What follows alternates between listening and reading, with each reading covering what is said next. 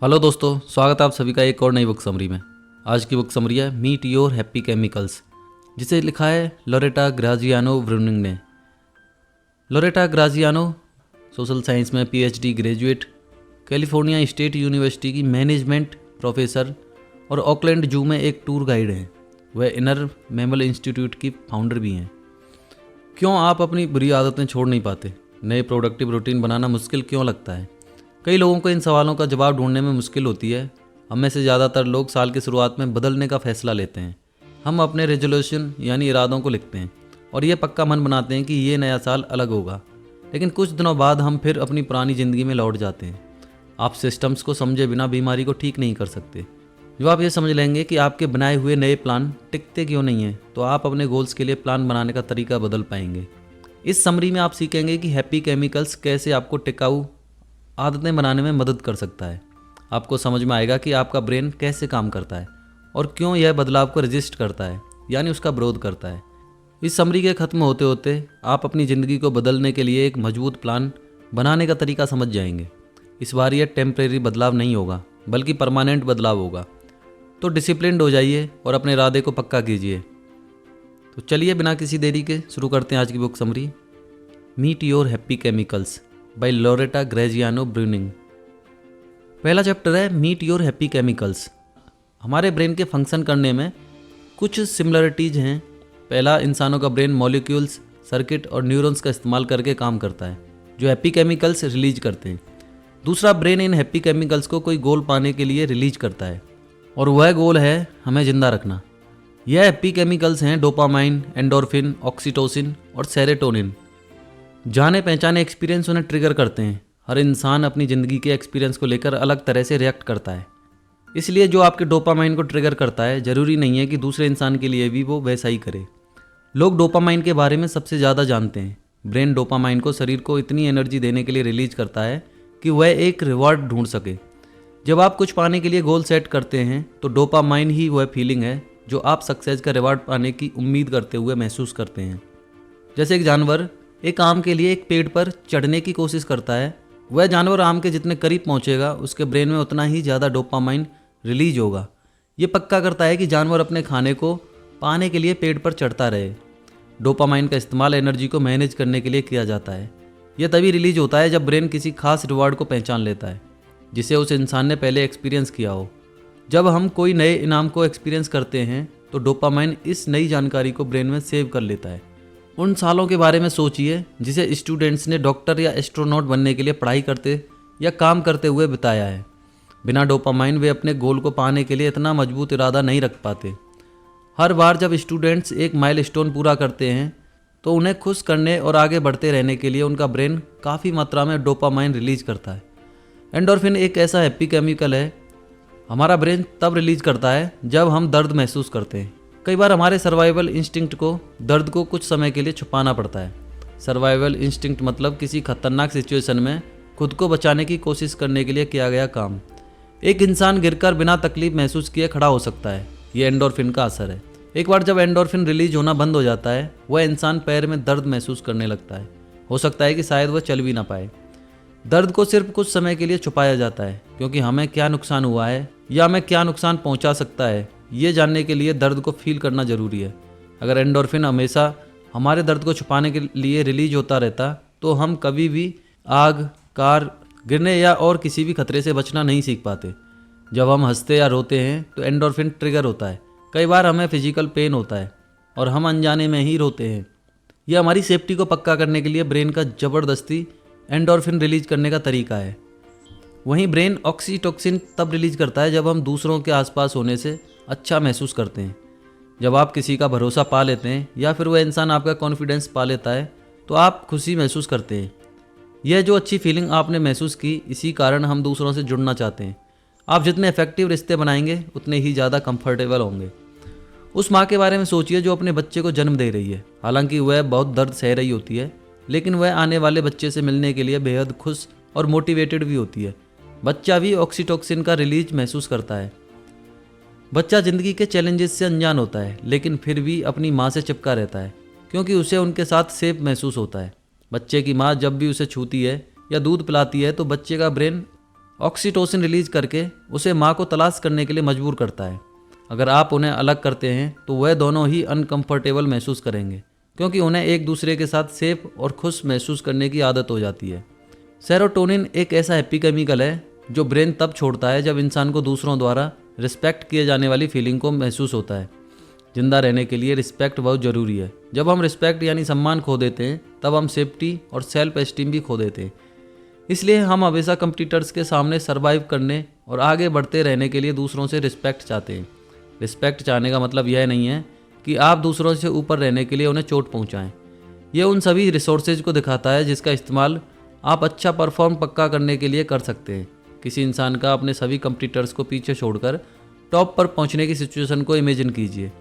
लोग ऐसे इंसान को लालची या परेशान करने वाला बुला सकते हैं, लेकिन अगर आप ऐसा करते हैं और सक्सेस और रिकॉग्निशन यानी पहचान पाते हैं तो आप खुद को माफ़ कर देते हैं और कहते हैं कि आपने ऐसा बस सर्वाइव करने के लिए किया है। अगर एक इंसान दूसरों की रिस्पेक्ट पाने के लिए लगातार उन्हें डराने या उन पर हावी होने की कोशिश करता रहता है तो उसका ऑक्सीटोसिन रिलीज होना बंद हो जाएगा, क्योंकि कोई भी उस पर भरोसा नहीं करेगा। इसलिए हम हमेशा दूसरों को चोट पहुंचाए बिना आगे बढ़ने की कोशिश करते हैं। इस तरीके से हम दोनों ही केमिकल्स को रिलीज होने देते हैं, भरोसे और बॉन्डिंग के जरिए ऑक्सीटोसिन और दूसरों की रिस्पेक्ट के जरिए सेरोटोनिन। जैसे अगर आप एक मीटिंग में हैं और आप एक बहुत अच्छा कमेंट करते हैं तो आप गर्व और अच्छा महसूस करेंगे, क्योंकि आपने अपने कलीग्स का रिस्पेक्ट हासिल किया है। यहाँ आपका ब्रेन आपको खुश करने के लिए ऑक्सीटोसिन रिलीज करता है। लेकिन अगर आप मीटिंग में दूसरों पर हावी होने लगेंगे और लगातार बोलते रहेंगे तो आपको बुरा महसूस होगा, क्योंकि आप दूसरों का भरोसा खो देंगे। आपकी हरकतों से वो चिढ़ जाएंगे। आपका ब्रेन ऑक्सीटोसिन और सेरोटोनिन रिलीज करना बंद कर देगा, जिससे आप दुखी हो जाएंगे। नेक्स्ट है good reasons to be unhappy. क्या आप जानते हैं कि एक अनहैप्पी केमिकल भी होता है, इसे कॉर्टिसोल कहते हैं। हम आमतौर पर इस केमिकल को दर्द महसूस करने से जोड़ते हैं। कॉर्टिसोल हमारे जिंदा रहने के लिए एक ज़रूरी फीलिंग है। दर्द फील किए बिना हम फ्यूचर में इससे बचने के लिए किसी खतरे को पहचान नहीं पाएंगे। जब भी हम इमोशनली या फिजिकली हर्ट होते हैं तो हमारा ब्रेन उस इन्फॉर्मेशन को सेव कर लेता है। अगर हमें ऐसा लगता है कि हमें वही एक्सपीरियंस दोबारा होने वाला है तो हमारा ब्रेन हमें खतरे के बारे में बताने के लिए कॉर्टिसोल रिलीज करता है।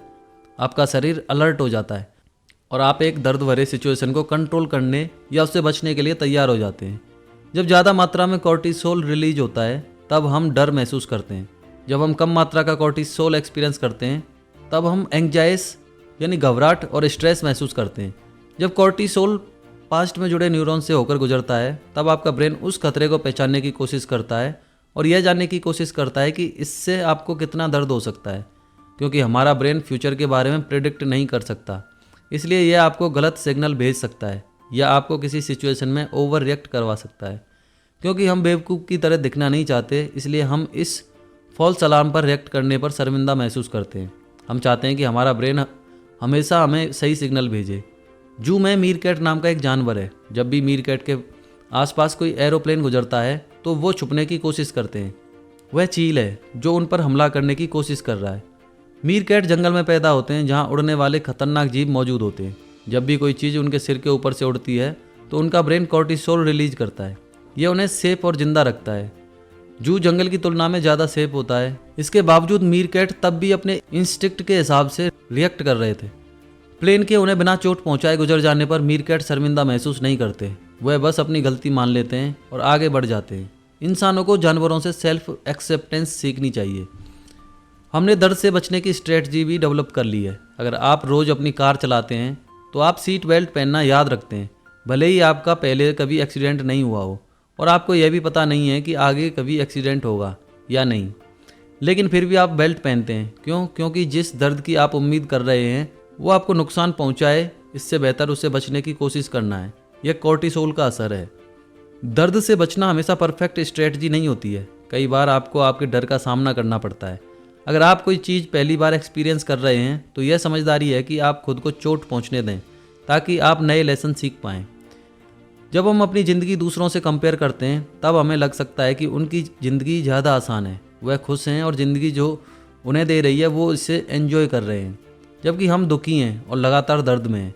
यह एहसास भी कॉर्टिसोल का नतीजा है। यह अनहैप्पी केमिकल एक ऐसी चीज़ है जो आप सीधा एक्सपीरियंस करते हैं, लेकिन जो आप दूसरों के बारे में सुनते हैं वह सिर्फ शब्द होते हैं। इसलिए कॉर्टिसोल आपको यकीन दिलाता है कि आपकी ज़िंदगी ज़्यादा ख़राब है, जबकि असल में इसका उल्टा हो सकता है। ब्रेन बड़ा ही कॉम्प्लेक्स होता है, इसका दर्द और ख़तरे की ओर नज़रिया हमेशा सही नहीं होता है। जैसे एक लड़की का कार एक्सीडेंट हुआ था, जब उसका एक्सीडेंट हुआ तब वह अपने दोस्तों के साथ पार्टी कर रही थी और हंस रही थी।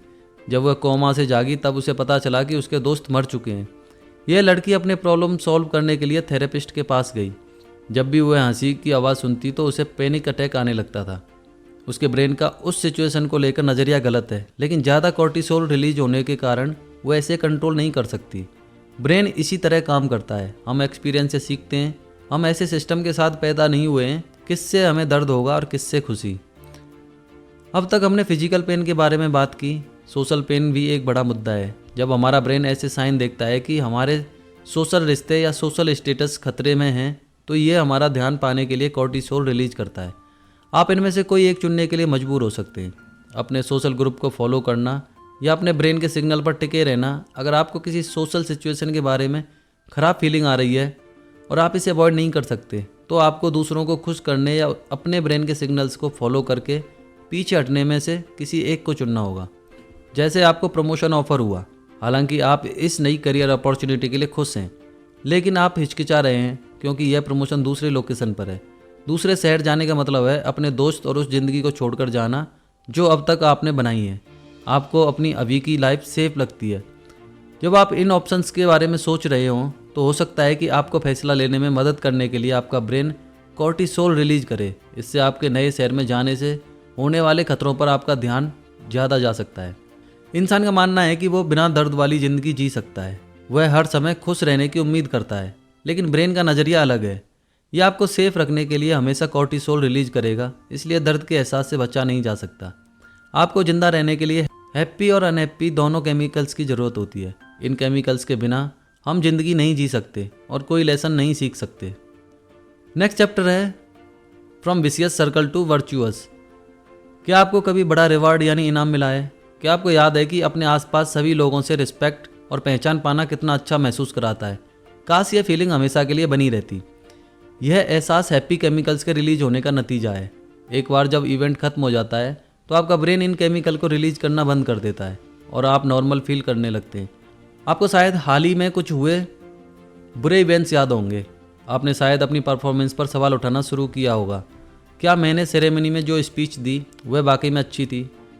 मैं फिर ऐसा क्या कर सकता हूं जिससे मुझे रिवार्ड मिले? ऐसी चिंता कॉर्टिसोल के रिलीज होने के कारण होती है, जो आपको आगे आने वाले खतरों के लिए तैयार करने की कोशिश कर रहा है। जब आप हैप्पी केमिकल्स का बढ़ना महसूस करते हैं तो आपको लत लगने वाली खुशी मिलती है।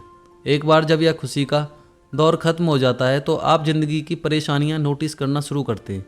ब्रेन हमेशा नए रिवार्ड खोजता रहता है, तो जब भी आप कुछ ऐसा एक्सपीरियंस करते हैं जिससे हैप्पी केमिकल्स रिलीज होते हैं, तो आपका ब्रेन लगातार वही एक्सपीरियंस पाने के लिए आपको मजबूर करता है। भले ही वो एक्सपीरियंस आपको शूट ना करे, फिर भी इससे ब्रेन को फ़र्क नहीं पड़ता।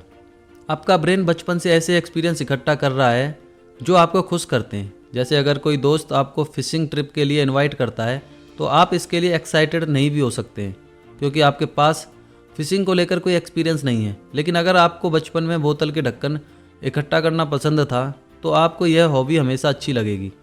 बचपन में आपने बहुत सारे दर्द भी झेले होंगे। हो सकता है कि बोतल के ढक्कन इकट्ठा करने से आपका वह दर्द चला जाता हो और वो आपको खुशी देता हो। तो बड़े होने के बाद भी आपका ब्रेन बोतल के ढक्कन इकट्ठा करने को खुशी बढ़ाने और दर्द कम करने से जोड़ेगा। हैप्पी केमिकल्स के साथ प्रॉब्लम यह है कि वह लंबे समय तक नहीं रहते, इसलिए आप हमेशा वही एक्सपीरियंस खोजेंगे जो आपको खुश करता है, ताकि आप अपने ब्रेन को और ज़्यादा हैप्पी केमिकल रिलीज करने के लिए मजबूर कर सकें। अगर आप ऐसा नहीं कर पाते हैं तो आप निराश हो जाते हैं और कॉर्टिसोल आप पर हावी होकर आपको दुखी और उदास महसूस कराता है। जैसे इमेजिन कीजिए कि आप मैथ्स में फेल हो गए हैं। अचानक आप पार्टी में जाते हैं। आप पार्टी में इतना एंजॉय करते हैं कि आप मैथ्स में फेल होने के दुख को भूल जाते हैं। आपका ब्रेन मैथ्स में फेल होने के दुख को छुपाने के लिए पार्टी करना एक परफेक्ट सॉल्यूशन के रूप में देखता है।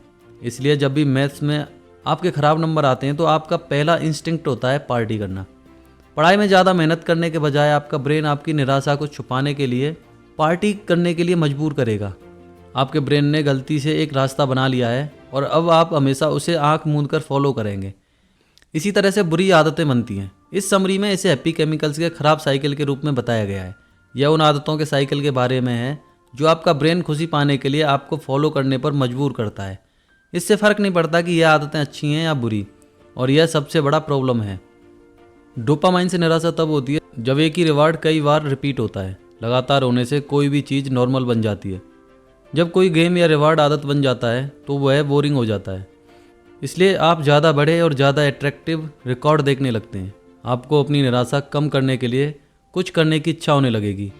एक आदमी के बारे में सोचिए जो खाना खोज रहा है। चलते चलते उसे मछलियों से भरी एक नदी मिलती है तो वह खुशखबरी सुनाने के लिए अपने घर दौड़ पड़ता है। वह आदमी इसलिए इतना दौड़ पाया क्योंकि डोपामाइन ने उसे इतनी एनर्जी दी कि वह मछली ढूंढने का रिवार्ड मांग सके। जब वो दूसरों के साथ मिलकर सेलिब्रेट कर लेता है तो डोपामाइन कम हो जाता है और वह खुश महसूस करना बंद कर देता है। हो सकता है कि अगले दिन वह और बड़ी नदी खोजने की इच्छा के साथ उठे। एंडोर्फिन दर्द के कारण ट्रिगर होता है। एक्सरसाइज के जरिए एंडोर्फिन खुशी महसूस करने का एक तरीका है। आपको एंडोर्फिन से होने वाली खुशी तब महसूस होगी जब आप ज़्यादा चैलेंजिंग वर्कआउट ट्राई करने के लिए खुद पर जोर देते रहेंगे। यह खुशी का एहसास लंबे समय के लिए नहीं रहता। एक बार कोई एक्टिविटी हैबिट बन जाती है तो एंडोर्फिन कम हो जाता है और आप दुखी हो जाते हैं। कई लोग गुस्सा या डर महसूस करने पर खुद को चोट पहुंचाते हैं। खुद को चोट पहुंचाने से उन्हें अच्छा महसूस होता है क्योंकि एंडोर्फिन रिलीज होता है। समय के साथ ज़्यादा एंडोर्फिन खुशी पाने के लिए आप उन्हें खुद को और ज़्यादा चोट पहुंचाते हुए पाएंगे। यह साइकिल बहुत खतरनाक है। ऑक्सीटोसिन सोशल ट्रस्ट का नतीजा है। Battered spouse syndrome oxytocin disappointment द्वारा बने खराब साइकिल में से एक है। जैसे एक पत्नी अपने मारपीट करने वाले पति के साथ फंसी हो सकती है लेकिन उसे छोड़ नहीं सकती। वह अपने पति की हरकतों को छुपाती रहती है क्योंकि उसे अपने पति से दया मिलने का इंतजार होता है। उसका ब्रेन उसके पति से मिलने वाले ऑक्सीटोसिन खुशी का आदी हो चुका होता है। नया पार्टनर खोजने के बजाय उसका ब्रेन उसे टॉक्सिक रिश्ते में रहने के लिए मजबूर करता है। ब्रेन दुख से बचने के लिए बुरे साइकिल बनाता है।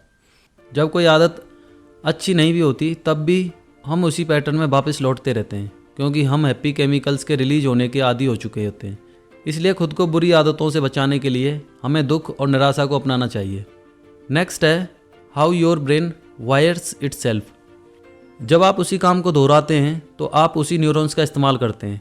वह न्यूरॉन्स माइलिन नाम के सबस्टांस से ढक जाते हैं। यह न्यूरॉन्स एक दूसरे से एक क्विक कनेक्शन बना लेते हैं।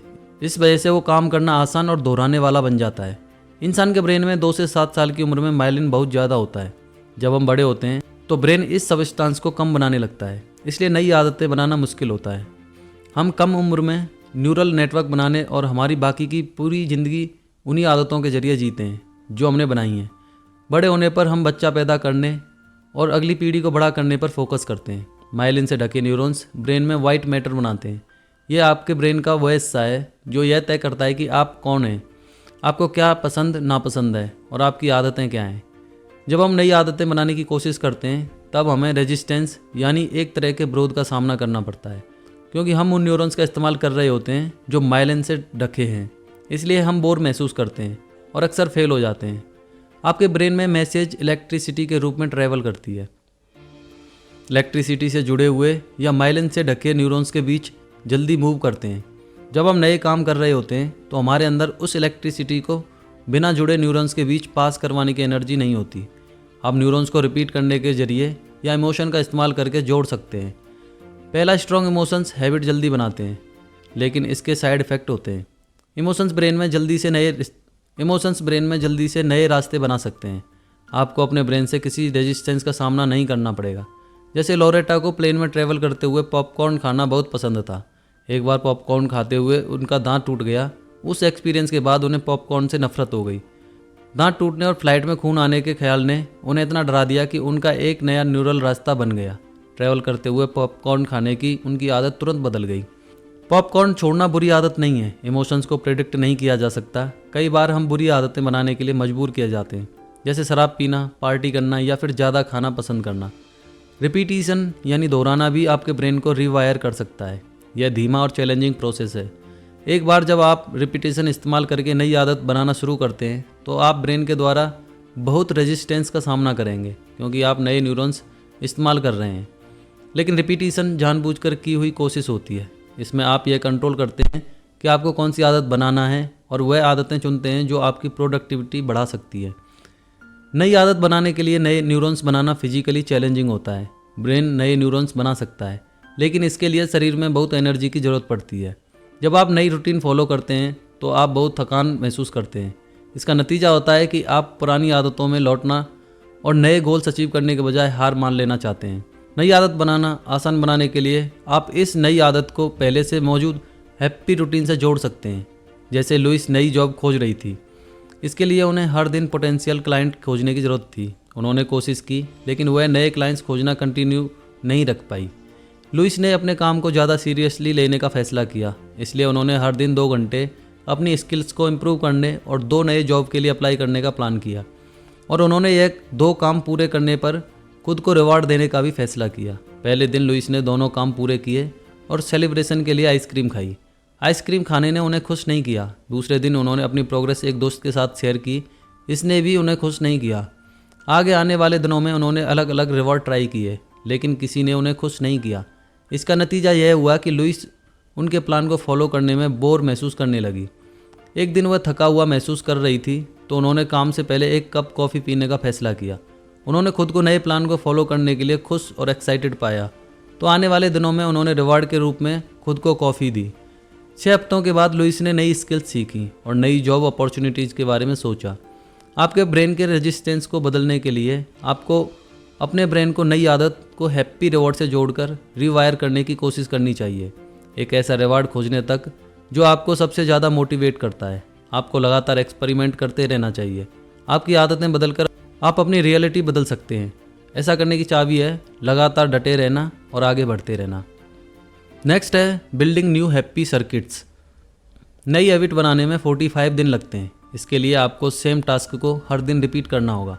अगर आप एक दिन भी मिस करते हैं तो आप अपने ब्रेन में जो पाथवे यानी रास्ता बना रहे हैं उसे रोक देते हैं। न्यूरॉन्स के बीच में नया कनेक्शन बनाते समय आपको हर दिन वही एफर्ट लगातार करते रहना चाहिए।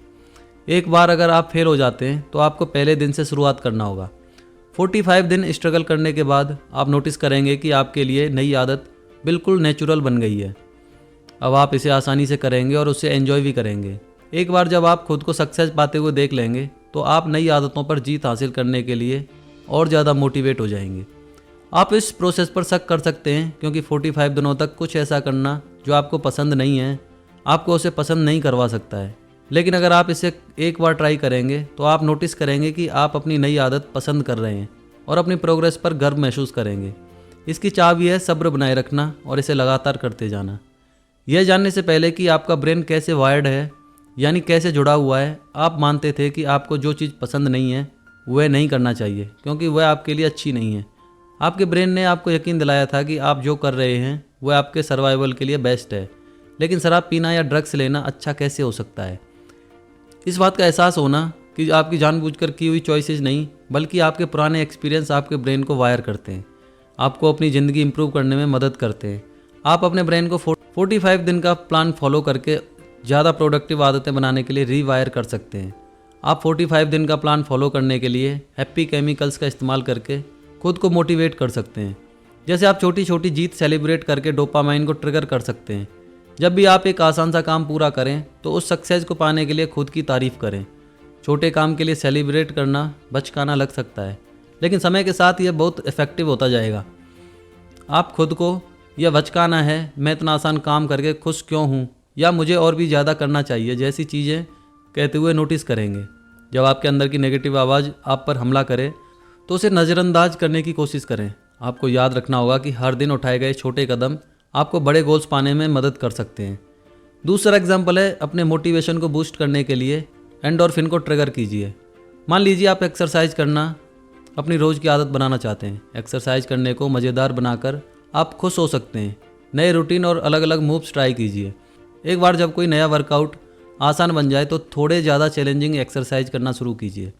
अगर आपको 45 दिन का प्लान फॉलो करना मुश्किल लग रहा है तो आप अपने ब्रेन में नए हैप्पी सर्किट बनाने के लिए दूसरे टूल्स का इस्तेमाल कर सकते हैं। पहला, आप किसी ऐसे इंसान को कॉपी कर सकते हैं जिसे आप पसंद करते हैं। अगर कोई आदत बदलना मुश्किल हो गया है तो किसी ऐसे इंसान को देखिए जिसने उस आदत को पहले ही मास्टर कर लिया हो। फिर उनके व्यवहार को ऑब्जर्व कीजिए। उस आदत के उस इंसान की ज़िंदगी में पड़ने वाले असर को नोटिस कीजिए और फिर उसे अपने प्लान को फॉलो करते रहने के लिए खुद को मोटिवेट करने के लिए इस्तेमाल कीजिए। दूसरा, एक ही काम को 45 दिन तक रिपीट करना थकाने वाला हो सकता है। थकाने वाले काम को मज़ेदार काम में बदलकर आप उस काम पर टिके रहने लायक एनर्जी पा सकते हैं। जैसे कई लोग जिन्हें नई लैंग्वेज सीखने में मुश्किल होती है वह फिल्म का इस्तेमाल करते हैं, क्योंकि फिल्म देखते हुए सीखना ज़्यादा मज़ेदार होता है। तीसरा, आप एक ही बार में नया गोल हासिल करने की उम्मीद नहीं कर सकते। आपको इसे आसान कामों में बांटना चाहिए, फिर एक के बाद एक छोटी छोटी आदतें बनाने की कोशिश कीजिए। लोरेटा ने एक बार अपने गैरेज को साफ करने की कोशिश की थी। इस काम ने उन्हें डरा दिया था, इसलिए वह इसे टालती रहीं। एक बार उन्होंने अपने पति के साथ तय किया कि वह हर दिन सिर्फ 15 मिनट के लिए गैराज साफ करेंगी। क्योंकि उन्होंने एक बड़े गोल को छोटे छोटे स्टेप्स में बांट दिया था, इसलिए वह पूरे गैराज को साफ करवाए। अब ऐसी आदतों की एक लिस्ट बनाइए जो आपकी हेल्थ, फाइनेंस या रिश्तों को इम्प्रूव कर सके। फिर उन्हें प्रायोरिटी के हिसाब से लिखिए और किसी एक को चुनिए। उस प्लान को 45 दिन तक फॉलो कीजिए। अगर आप फेल हो जाते हैं तो उसे तब तक दोबारा शुरू करते रहिए जब तक आप अपना गोल ना पालें। तो इसी के साथ इस बुक का कंक्लूजन देख लेते हैं। नई आदत बनाने और आदत बदलने के बारे में कई किताबें लिखी गई हैं। इस समरी ने चेंज को अलग नज़रिए से समझाने की कोशिश की है। इसने चेंज के प्रति रेजिस्टेंस और पुरानी आदतों को प्रमोट करने में ब्रेन और हैप्पी केमिकल्स के रोल के बारे में बताया है। सबसे पहले आपने ब्रेन द्वारा बनाए जाने वाले 4 हैप्पी केमिकल्स के बारे में जाना है, जो हैं डोपामाइन, एंडोर्फिन, ऑक्सीटोसिन और सेरोटोनिन। दूसरा, आपने सीखा कि ब्रेन कॉर्टिसोल भी रिलीज करता है। कॉर्टिसोल एक अनहैप्पी केमिकल है जो आपको आने वाले खतरे के बारे में अलर्ट करके आपको सेफ रखता है। जब भी कोई फिजिकल या सोशल खतरा आपके पास आता है तो ब्रेन कॉर्टिसोल रिलीज करता है, जिससे कि आप उस चैलेंज से बचने या उसका सामना करने के लिए तैयार हो पाएँ। तीसरा, आपने सीखा कि बुरे साइकिल कैसे बनते हैं। जब आप अपनी खुशी बढ़ने की उम्मीद करते हैं तो आप अपने हैप्पी केमिकल्स को ट्रिगर करने के लिए कुछ भी करेंगे। आप बुरी आदतें भी बना सकते हैं। इसका नतीजा होता है कि आप एक बुरा साइकिल बना लेते हैं। चौथा, आपने सीखा कि न्यूरल पैथवेज और सर्किट कैसे बनते हैं। आपने यह भी सीखा कि रिपीट करने और इमोशंस का इस्तेमाल करके आप कैसे अपने ब्रेन को रिवायर कर सकते हैं। पांचवा, इस समरी का सबसे ज़रूरी लेसन था। आपने सीखा कि हमेशा टिके रहने वाली आदतों को बनाने के लिए 45 दिन के प्लान को कैसे फॉलो करना है। हैप्पी और अनहैप्पी केमिकल्स का इस्तेमाल करके आदतों को बदलना सबसे इफेक्टिव तरीका है। जो आदतें आप डेवलप करना चाहते हैं उसकी लिस्ट बनाकर उसमें से अपनी नंबर 1 प्रायोरिटी को चुनें। 45 दिन तक इस पर टिके रहना आसान नहीं होगा, लेकिन इससे मिलने वाला रिवार्ड बहुत वैल्यूएबल होगा। तो दोस्तों, ये बुक समरी तो यहीं समाप्त होती है। आपको इस बुक समरी का कौन सा पॉइंट, कौन सी बात अच्छी लगी वो हमें कमेंट सेक्शन में जाकर बता सकते हैं। साथ ही ये भी बता सकते हैं कि नेक्स्ट बुक समरी आप कौन सी सुनना चाहते हैं। अगर आपको हमारी मेहनत पसंद आ रही है तो हमें एनकरेज करने के लिए हमारे चैनल को सब्सक्राइब करें। साथ ही इस वीडियो को लाइक करें और शेयर करें। मिलते हैं नेक्स्ट बुक समरी में। जय हिंद, जय भारत।